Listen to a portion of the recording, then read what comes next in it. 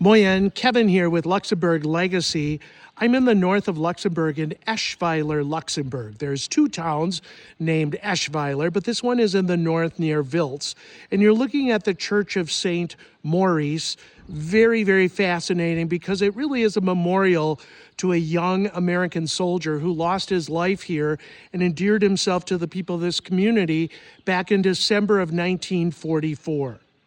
During that time, at the end of the war, as the Battle of the Bulge was beginning, a battalion of American soldiers from Pennsylvania was somewhat stuck here in Eschweiler.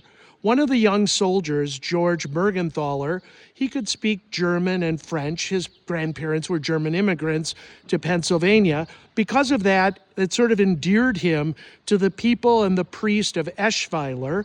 They became, friends during the time that he was caught here. But in late December, sadly, he lost his life as a gunner.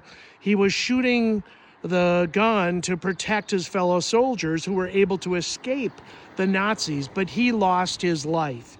And the people, of course, were devastated because they really loved the young man. The priest wrote to his parents about the loss of their son. And interestingly, the Mergenthaler family was very, very wealthy. The grandma had invented the linotype machine for printing. And sadly, George was their only child.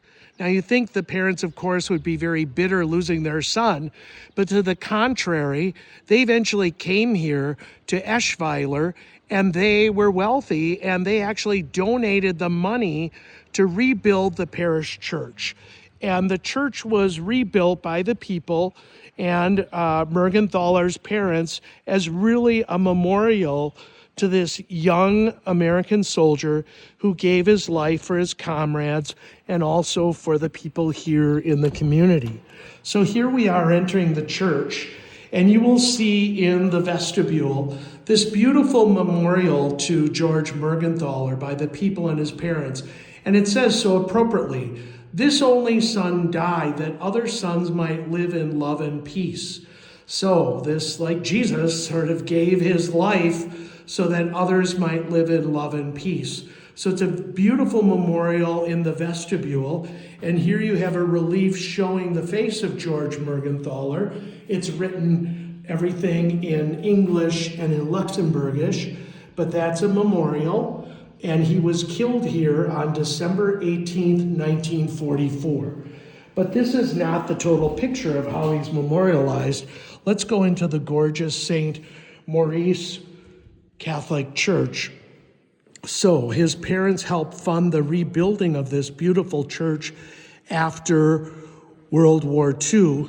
And I just want to give you sort of a view of the entire church. It's really quite spectacular for this little remote country church in the north of Luxembourg. And as we look, there's Our Lady of Luxembourg, of course. And on the high altar is St. Maurice. And curiously, Maurice was also a soldier.